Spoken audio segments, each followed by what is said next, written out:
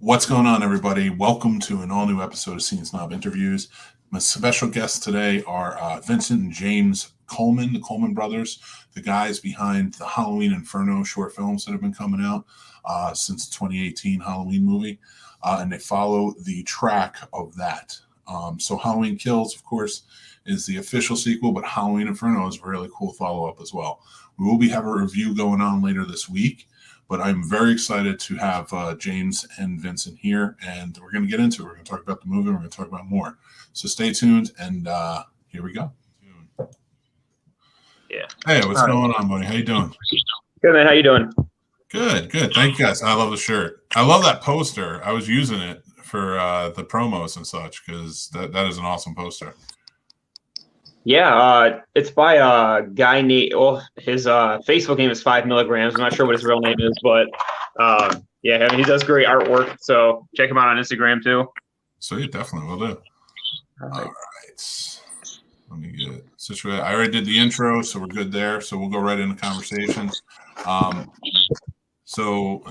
take this off. All right. So James, basically, I was telling Vince the same thing. Like, we're going to talk about the movie. We're talk about the filmmaking process, and just your love for Halloween and such, and then we'll kind of touch down on Halloween Kills and the two timelines, one you guys created versus Green, and then we'll talk about horror if you guys are cool with it, and then I got a little game planned for Guess the Halloween Mask for the right movie. All right. Sounds fun. You guys are all cool. All right. So, all right, we'll go right into conversation. So, Vince, we were talking about how it took about a year and a half for you guys to film Inferno in its entirety, which, again, I want to state for everybody watching and listening, you guys did it really seamlessly. Like, for a year and a half, like, it really matches up well, which, like I was saying, a lot of short films that take that year, take a year or so to get back to, it's tough. How did you guys prepare and plan to get back into filming each one? So the first one so we shoot weddings also as part of like our company, and we get a lot of Catholic weddings. And if you've been to a Catholic wedding, they're like 2 hours of a ceremony. So during one of those ceremonies, we kind of both just like mentally check out. I mean, our cameras are running and we're paying attention, but mentally we're thinking of other things. So after one of those ceremonies, I came up to my brother. It was like mid-September, and I'm like, I think I have a really good idea for a Halloween short film. And we're like, do we really want to do this? Like, do we really want to make another one of these? We used to do a lot as kids, and we put a lot of them up on YouTube. But we're like, all right, yeah, why not? So that's how Halloween Inferno came to be. And then the reception was so good, and I don't know, like we kind of never got out of that Michael Myers feeling, which usually goes away around like the end of November. But March came around, and I'm like, all right, let's continue it. Let's do more. We had another idea. Let's do a flashback scene. Now, this is before we knew there was gonna be a flashback scene in Halloween Kills, so that's kind of weird, but we thought that'd be a good way to lead into telling the story of Lily Hawkins. That's why we did that. So we're like, all right, let's establish that her dad was this guy. That was like show don't tell type thing. Yeah. So we did the flashback scene, and the balcony scene that we recreated was actually by accident. We ended up going upstairs into that location. We saw that upstairs balcony, and we're like, hey, this looks just like the one in Halloween 1978. So let's shoot that just for the hell of it. And then, the big moment was the cauterizing scene. That's kind of what we really wanted to do, to show like what he could do with the hand and all that. And then part 3 was, again, we had been kind of like mowing through the ideas for like the last couple of months. And then right around August time, I don't know, we have a good ability to kind of rally people around us. And I think it has some, I'm not exactly sure. Like, I know Sylvester Stallone said he had that talent as well to get people to say yes to him. So I somehow got our team together in mid-August, and we shot the train station scene. That was actually the first thing we shot for part 3.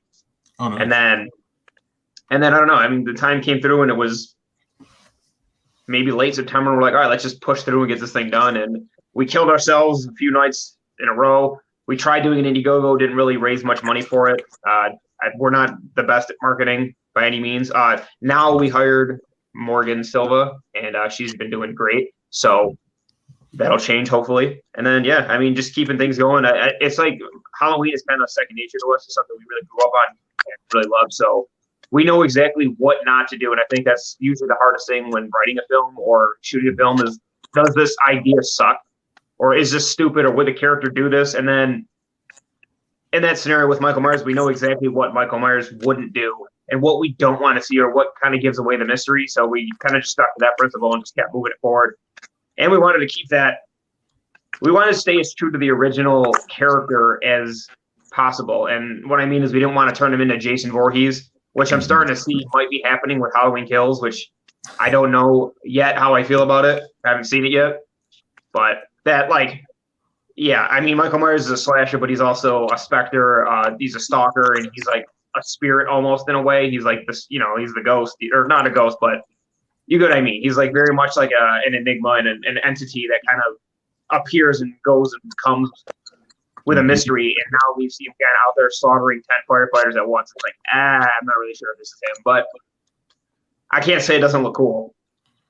No, and listen, you guys, yeah, and I got to give this to you, Vince, because you played the Shape in your movie, and you did a really good job. I'm not blowing smoke up your ass. Trust me, I love Michael Myers. I'm all about that entertainment. And you did a really great job playing him. I love the head motions. You know, what did you do to study for it? Like, I mean, I know you're a fan, but is there, like, did you just watch them over and over again and take things that you like? Yeah, I mean, obviously I've seen all the movies millions of times, and we've shot these movies, Michael Myers fan films and stuff, since we were like 12. So Nice. I know what not to do. And I feel like when people overthink Michael Myers, like, just think of him. This is how I do it. I just play it like I'm going somewhere. I don't really need to go there, and kind of like playing it lazy.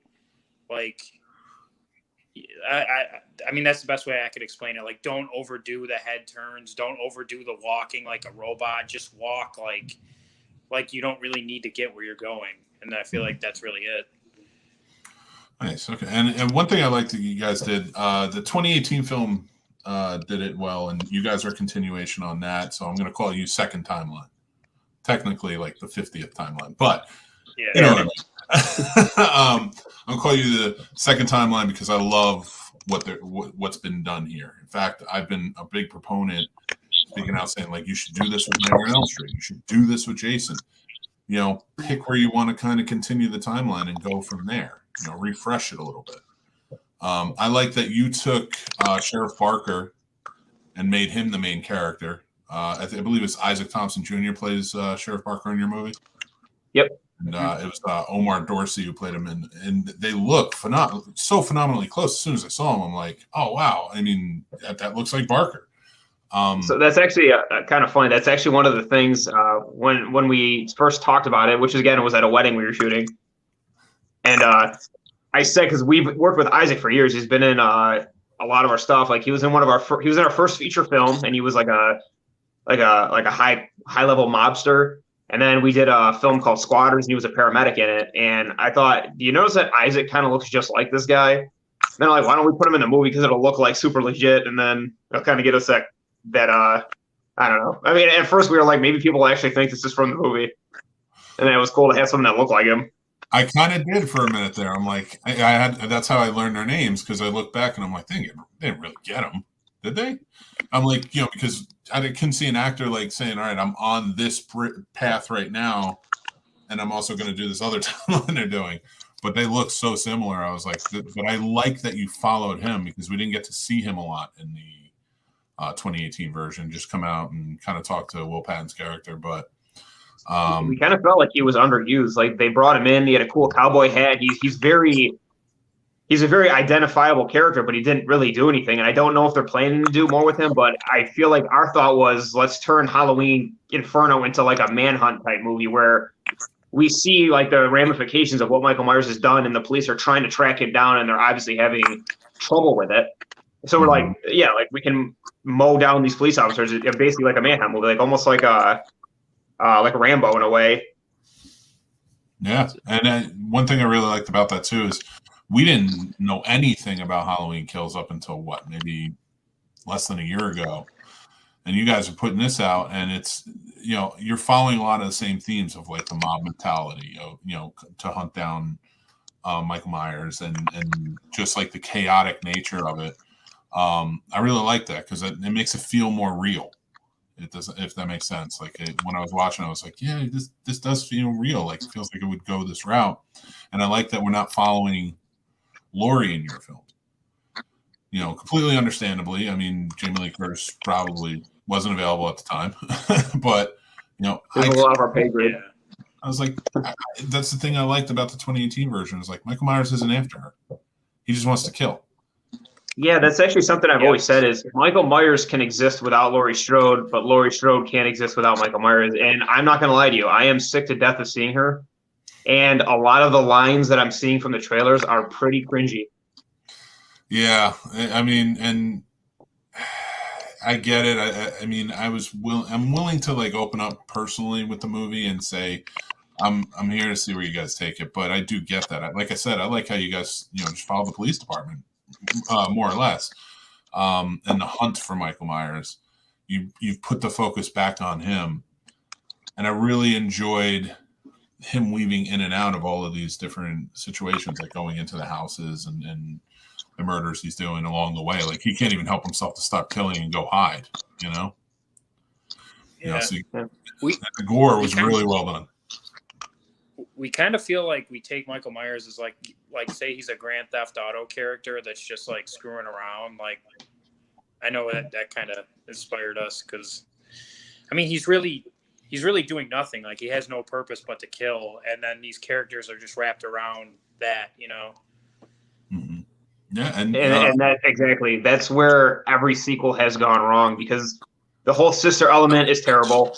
And the niece, and he's got to kill his bloodline. Like the minute you put that on there, there's no longer any real terror to the character. It's like, oh, so he has to complete his mission. So we, like you said, the Grand Theft Auto thing. It's better when he's not following the mission. He's just going around killing prostitutes. Like that's what we want to see because that's what's scary. Not I have to do this because then there's like a thought process to it. Like my brother actually found a couple days ago that they released a scene from Halloween 5 where he floats down the river and finds like a voodoo doctor or something doing witchcraft.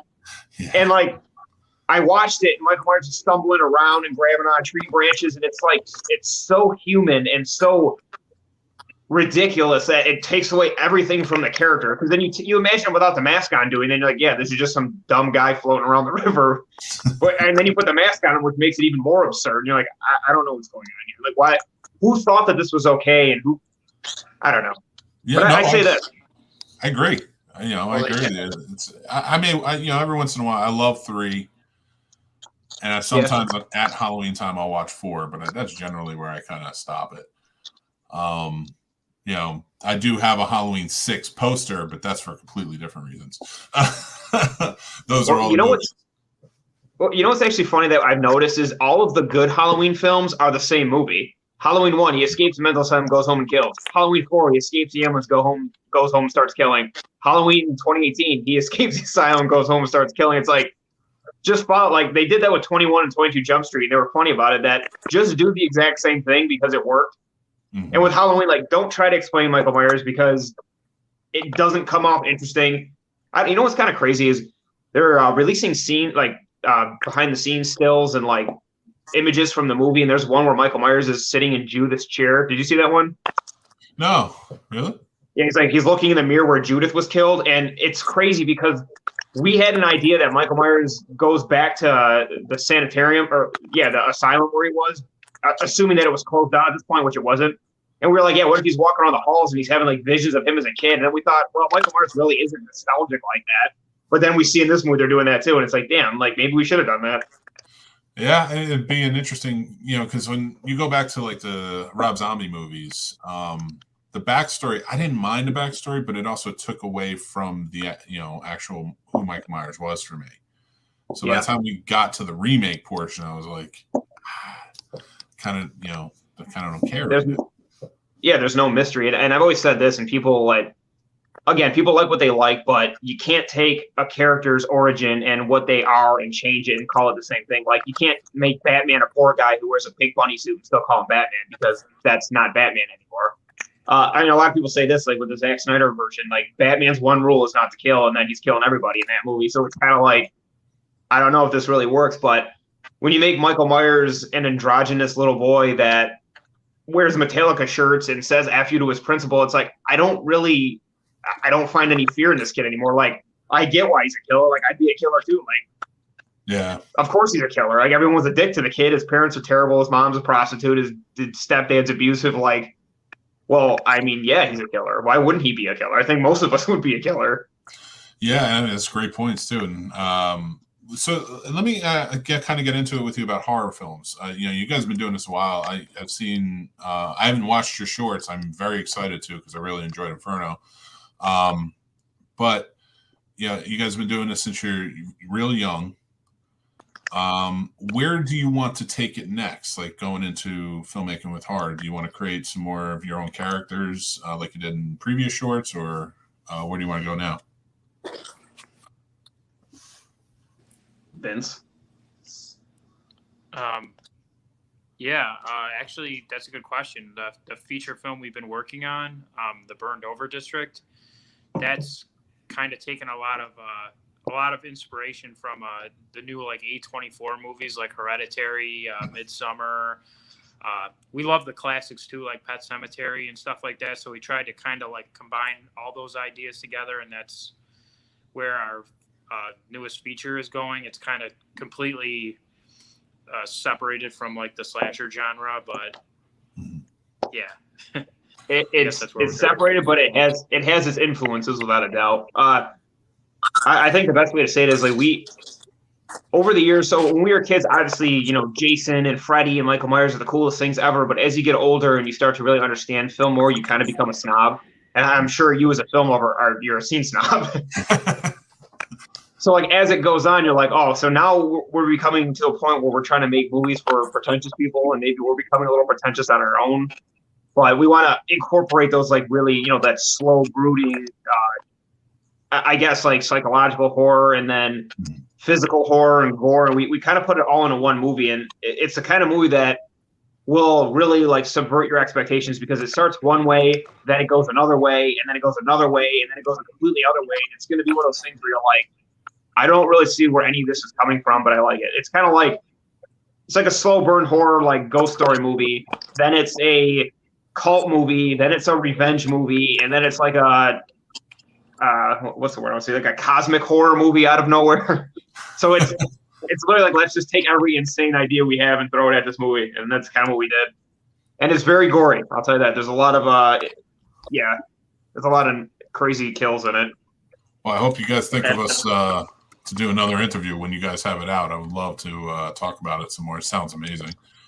I'll say this. Are you a fan of Mandy? Oh, Mandy was my favorite movie of 2018. Yeah, so it has we took a lot of influence from Mandy as well. As far, I'd say more like a visual style. It has a lot of that, but it also has a lot of visual style of like, again, like an A24 film, because it starts off very, very like grounded, very slow, and then it gets just, it goes nuts. And I think that's going to be, I love movies like that where you're like, what the hell's going on? Like, how did I get to this point? And I'm trying to think of a movie. Like, it's like, what's his name? Elijah Wood. All of his movies are kind of like that. You're just like, how the hell did we get to this point? Hey, listen, take it to him. Show him.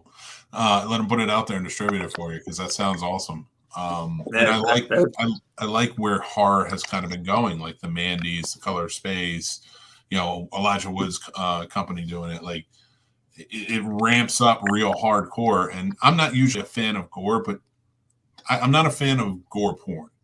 That makes sense. Same here.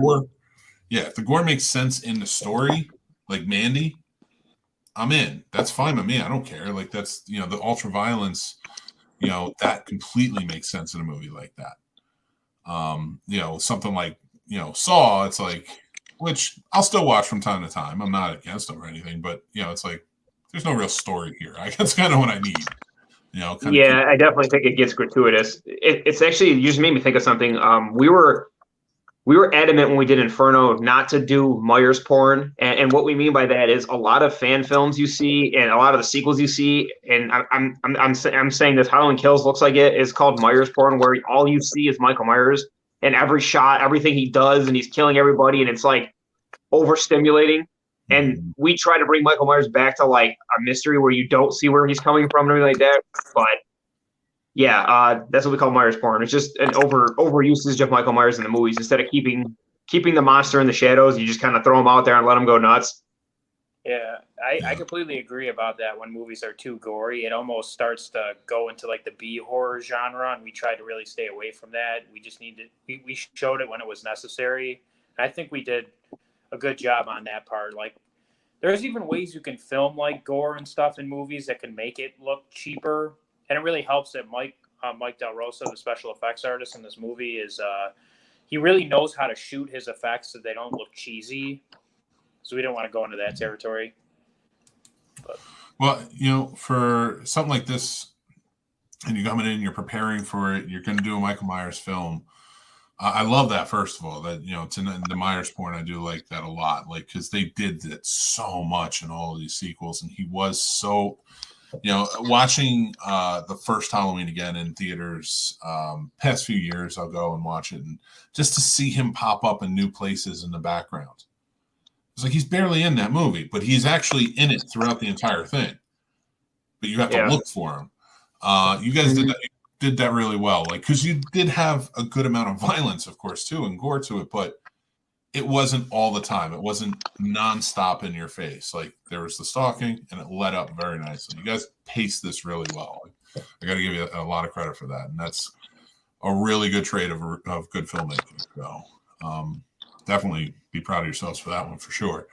Well, thank you. That's actually something that kind of pushed us away from the Rob Zombie movies. Is we felt like Michael Myers is always kind of like a clean ninja type killer, and then in the Rob Zombie movies, he's like mutilating people and screaming, and it's like, this is it cut. You know what I mean? Like, it's getting kind of like gratuitous and just kind of it goes off the wall, and it doesn't feel true to the character. Like, I never thought Michael Myers was like fetishizing killing. It was more just like almost like a lion. Like, it's just something he's innately there to do. Yeah, I agree. And so for you guys, taking Halloween and Michael Myers out of it, tell me some more about some horror movies that you really, you know, gravitate towards, maybe growing up when you were younger, that really pulled you into the genre. Well, first off, I can go back to the classics. Evil Dead was extremely influential. If you go back like 10 years on our channel, you can see an Evil Dead type fan film we did. It's called Incomprehensible. And we've been trying, because the effects artist Mike Del Rosa is a huge Evil Dead fan. We actually just went and saw the 40th. Was it the 40th anniversary? Yeah, 40th anniversary of Evil Dead in theaters a couple days ago with him. And he keeps telling us he's going to write an Evil Dead short film, and we've been begging him to do it because we really want to make one. Oh, we also did another one called Buried in the Woods. So we have a feature script out there somewhere that we wrote called Buried in the Woods, and it's like an Evil Dead type film. And one day maybe we'll do that. That would just be very expensive. So someday. That's just the Amityville Horror was one. Pet Cemetery. I don't know, Ben's got any to add there?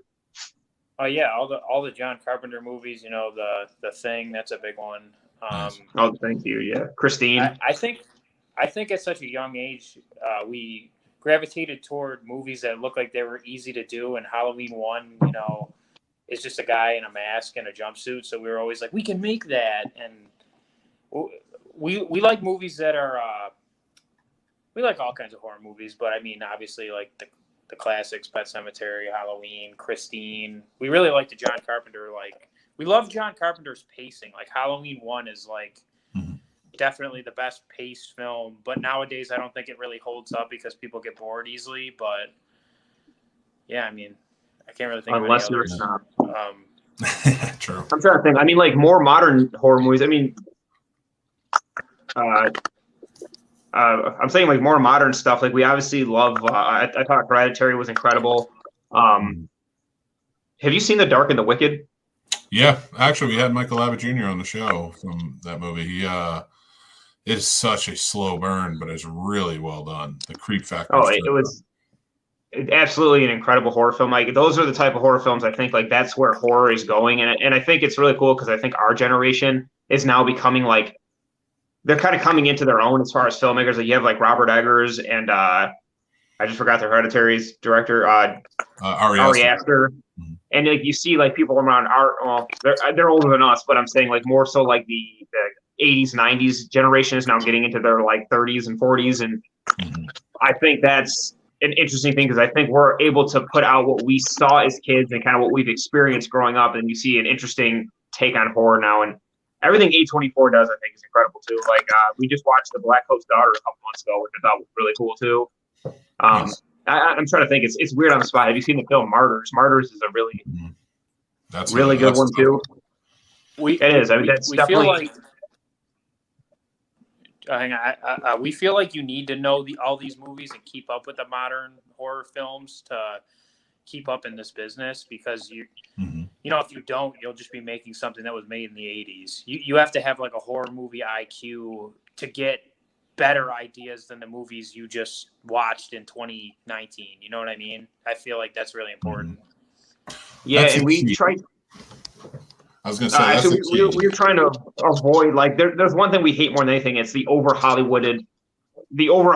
Hollywood horror films. Like the recent Conjuring was terrible, but like at a technical level, like, oh yeah, the lighting's great and the camera movements are great, but the film itself is just like everything's ridiculous. Like every Exorcist movie lately is the same. It's like, oh, I think you're possessed.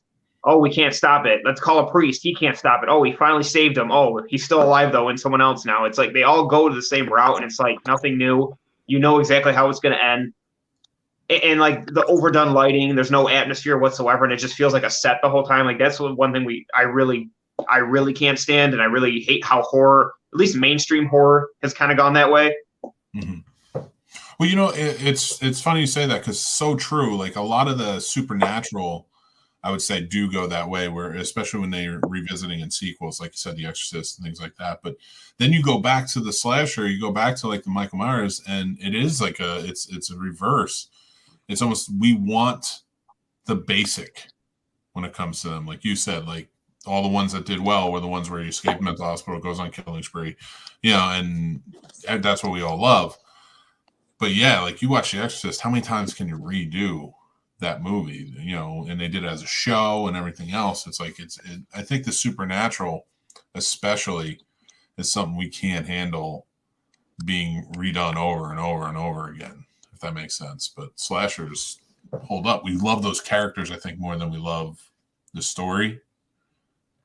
Yeah, I've always thought, and we always discuss this, I feel like as Halloween fans, I think we over glamorize Michael Myers. We have this image of what he is, but then when you actually watch the movies, you're like, these are all kind of terrible. I mean, don't get me wrong, I love them, but they're terrible. Aside from, honestly, the first one in maybe 2018, they're all kind of terrible. With like glimpses of good stuff, but like you see Michael Myers looking like a hockey player, or he looks like Nicolas Cage, or he's radically changing in size, or he's. As much as I know this is going to be a sin to Halloween people, but Halloween 2, we watched it recently because our friend had never seen it, and even I was like, man, this sucks. Yeah, it does. It's very slow. It's Laurie Strode crawling around the floor the whole time, and it's like, this really is not a good movie. Yeah. And as a fan, I can admit that. Like, and I feel like as fans, we need to be honest with ourselves. Like, we've always, like, again, we've romanticized Michael Myers as this amazing things, and then he's never been that until now. Now he's finally what we've romanticized him to be. Yeah, absolutely. I love your answers too, and I do like that you. I don't hear this from a lot of younger filmmakers that I talk to. Say like you have to embrace the new stuff, because a lot of the younger filmmakers like grew up in the 80s and 90s. Want to go right back. They want to revisit the 80s, and sometimes it works, sometimes it doesn't. And everything is. Just kind of what you're into at the moment. But I do think we need to start being more respectful towards the new movies coming out and what they do. Like, stop holding on to this. It's all love for the 80s. That's when horror movies were the best. Let's face facts. Like, it wasn't like there was a lot of crap that came out in the 80s. That wasn't that great. And I think we need to have more love for the 70s. I think we need to have more love for the later 90s, early 2000s, and what that did for horror. And so on and so forth. So I do like that you guys are adopting that and keep your finger to the pulse, really, of what's going on.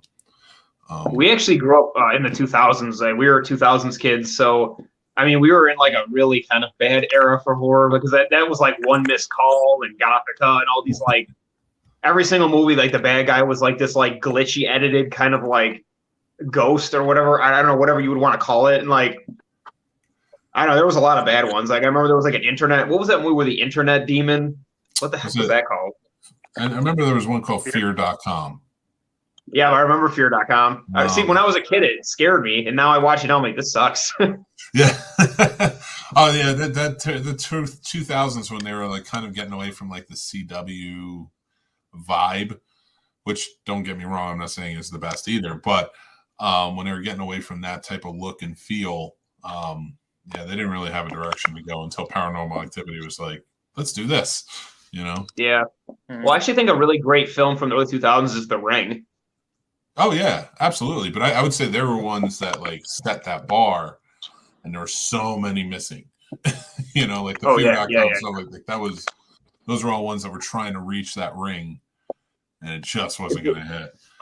Yeah, there were so many films. Like I remember going to see The Grudge. Like, it was like The Grudge 10. I don't know which one it was. We saw with our friends in theaters, and we were kids. We're like laughing. It was hysterical. It's like every single movie had some creepy long-haired girl crawling around the floor, and it's like, just stop being scary. So many years ago, they're still doing it. Well, since you guys are fans, let me ask you real quick: what are some of your favorite on-screen deaths in horror movies? That's a good one. You go first. This is going to take me a minute. No, take your time.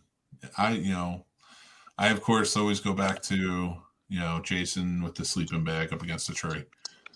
It's always a fun one for me.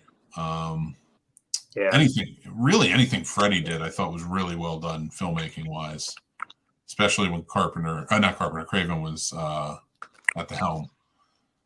I would definitely say the first Nightmare on Elm Street, and then A New Nightmare. Again, that's another one. Like, I feel like Freddy became such a satire of himself, it kind of took away from everything they did in the first one. Yeah. 100%. Yeah, so we lose you. We can still hear you. Okay, good. Am I back? Okay, I'm back. Sorry. Stuff like that, as you think about them, let me know what you guys think. I do have a game plan for you guys. I'm gonna put you up here because you guys are gonna go head to head on this one. Get a point for everyone you get correct. Whoever raises their hand first gets to answer first. How's that sound? Yeah. Good. All right, we're going to do which Myers mask is it? Let's start off with an easy one. Halloween Inferno. I'm kidding. Halloween Kills. Wait. I'm going to have to get on James's because I'm not on the Wi-Fi, so let me just get next to him. Okay. That's okay. Yeah, no. Take your time. I will give this one to James, though. Is it weird that we're in the same room? Same house? All right, hold on. Favorite, here's a good on-screen kill. Is the one in Hellraiser where the guy's all hooked up to the in the first Hellraiser, he's hooked up to all the hooks and then it like rips them apart. That was a pretty good one. Yes, that is a great one. Absolutely. So, James, that's your point for Halloween Kills. All right. There's a chair right there. I'll let you. Hey, you take your time. I got no rush. All right, here's the next one. Remember, raise your hands. Whoever answers first, whoever raises their hand first gets to answer. All right, what you got? That is H2O. It's a K&B mask. Oh, there you go. 1-1, neck and neck. What we got? Can't see it. Rob Zombie. Wait, I'm gonna say it's the first one. Rob Zombie's first remake. That is correct. 2007. Gotta give that one. I'm gonna tell you, as a young kid in high school, I was so disappointed when I left that movie. Yeah, that one hurt a little bit. Halloween what you got here? Halloween 2, 1981. Boom. Oh, I don't know. Come on, man. Vince, you gotta get on this. James running away with it. There you go. There you go. What is it? Oh, that's Halloween 6. Boom. I like the Goblin mask. I think it's cool. I gotta admit, Halloween 6 mask is pretty cool. After what they did in 4 and 5, for sure. They came back to it. Halloween 4. Boom, Vince, you're neck and neck. 3 and 3. Here we go. I think isn't that the Pillsbury Doughboy? That's 2018, without a doubt. Yep. Very nice, man. You guys are real close here. All right, what we got? Halloween Resurrection. That's Dangertainment. Dangertainment. I had to throw it in there. Halloween 5. Isn't that from Mandy? Oh my God, it does look like Nicolas Cage. What we got here? Halloween 1. That's the OG. Original. All right. You guys are tied 5-5, and we're coming up on some tiebreakers, so. I'd rather I decline to answer. That's Rob Zombie's Halloween 2. Well, Vince takes it out. The bad one, as I had to put it. Yeah, what were they doing there? Oh yeah, It's a trickster. That's from that amazing Halloween Inferno I've seen before. I don't know. What do you think? Do you think the Inferno mask might be better than the Kills mask? So far, yeah. And I'm not exaggerating that. I would tell you if I didn't like it. But, like, looking at that, it doesn't look bad, but I guess it might be wet, too. But I like what you guys did. And I also like that you guys kept it burnt. You know, you went with it. You really rolled with the storyline, and I dug that a lot. I really appreciate a timeline that you guys created here. It was really good. You guys actually you're tied. So you know your masks. For sure. So congratulations on that. You should do a Jason one. I think we might not know that one that good. Well, we might have to bring you guys back on anytime.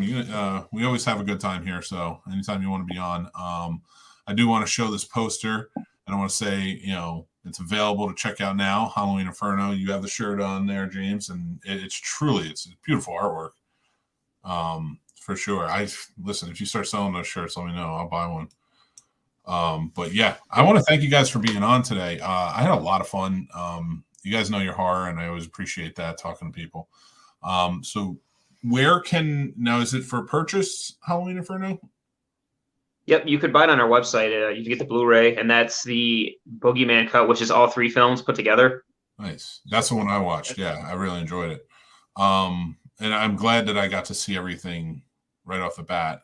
Not wait and watch the first one, the second one, the third one. I need the whole story right there. I go crazy.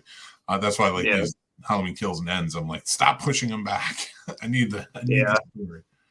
It's funny because originally Halloween Inferno 1 and 2, they're not in chronological order. So everyone was confused about it. And I'm like, we're just keeping up with the Halloween theme of nothing making any sense. Yeah.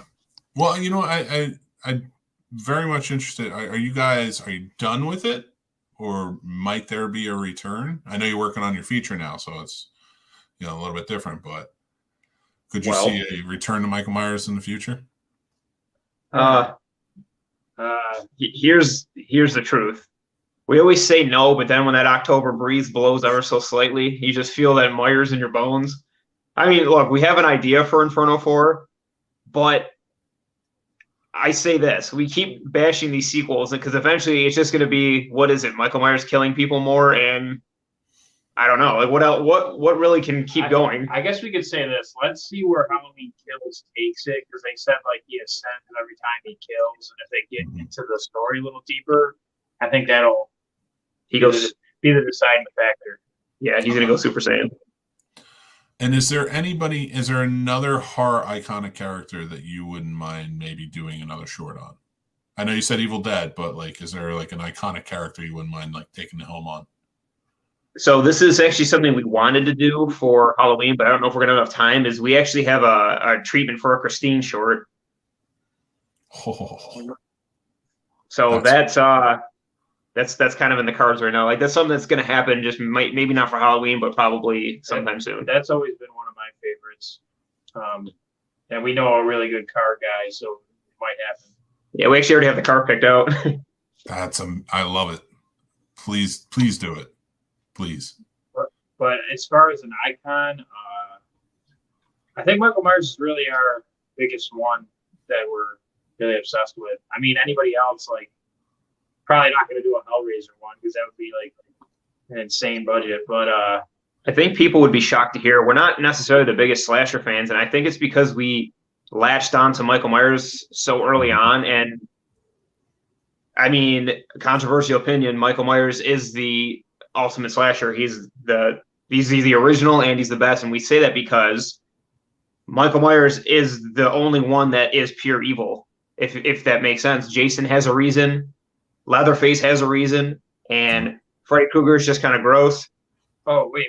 Back to your best on-screen deaths. This is a weird one. Probably the Final Destination 2 scene. Remember that? Which one? Where the cars are all crashing and the log goes through the car and all that stuff. Like, that was insane. Like, that actually messed me up. Like, I was like, this is, like, gone too far. Like, this is, like, real. Oh, wait, no. A really good one is the Thing blood scene, too. Yeah. When the guy's, like, up on the roof and all that. But both of those are really iconic death scenes. Like, don't tell me you don't pass a log truck and you don't think about that movie. There's nobody who doesn't think about that movie. Exactly. Every single time. I would say, honestly, Christine is iconic, is an iconic character. And you don't see any short films. There's one short film made about Christine, and John Carpenter did it. So that tells you. I would love to see a short film done about Christine, and then come back on, and then we're going to sit and we're going to talk about it, because I love it. And, well, I know that Blumhouse has been talking about doing one, and I mean, what perfect time would it be if we dropped one and they're like, hey, we need a director for it, and they saw that and they're like, oh, these guys also did Inferno. And as much as I don't want to say this, but there's no way that people at Blumhouse didn't see Inferno. There's no way it didn't come by someone's desk and they're like, wow, this is really good, because I even saw a leaked video and they had a burning pumpkin in the opening. I read that there's an eye gouge scene and he puts a flashlight through someone's head. I'm like, what? Come on now. Really? Yeah, I read that. Go. I'm telling you, reach out to him. Reach out to Blumhouse and just say, listen, we made this. If you like it, we're here. We're available. Because he does. I know Jason Blum likes to help, young filmmakers get a start. So we got to lose. I would love to see that. I think you guys are really talented. I think you guys know the genre. And I'm very excited to see what you do with the Burned Over District. And to talk about that more once that comes out. And if you need any help with promoting or anything, please let us know. We'd be happy to help you out here. We would greatly appreciate that. Thank you very much. Thank you. Absolutely. So I appreciate you guys coming on, playing our games and stuff like that. And anytime you want to come on and talk horror or talk movies in general, you're always welcome here at Scene Snobs. James and Vincent, go check out Halloween Inferno. They made 3 great short films that go together perfectly for a feature. It's about 45 minutes long, which I will say it's just paced really well. And if you add to it would still work, I think. Because you really did a seamless job all the way through, especially with the gaps in between filming. Testament to truly good filmmakers. So congratulations on having it come out. And I heard about it through friends. And that's a big thing, because I'm, stick to the horror community, keep my ear to the ground. Some people have been talking about it. So it's really great on you. I really appreciate it. And I really like doing the movie, and I appreciate having you on today. Yeah. Thank you for having us. We had a great time. For sure. And again, anytime, we'd love to have you. So the Burned Over District, you're filming that now. Any help we can give you, happy to do it. But are you guys doing any crowdfunding for that right now? So we actually wrapped filming on it. We're actually in post-production. We probably will try to do some kind of crowdfunding, because we have a lot of visual effects work and sound and music, and it's going to be a lot. So at some point, probably. All right. Well, you just let us know, and we'll be there to help out. I can't wait to see it. So thank you again, James, Vincent. This is awesome. Your movie's awesome. And I had a lot of fun talking to you today. All right. Yeah. Thanks again. Man. Thank you for having us on. Thanks for watching, everybody, and listening. You can check out the Scene Snobs podcast every Tuesday live on 9 p.m. Follow us at the Scene Snobs. Go to thescenesnobs.com. That's where everything is. You guys know that. And we will talk to you guys later.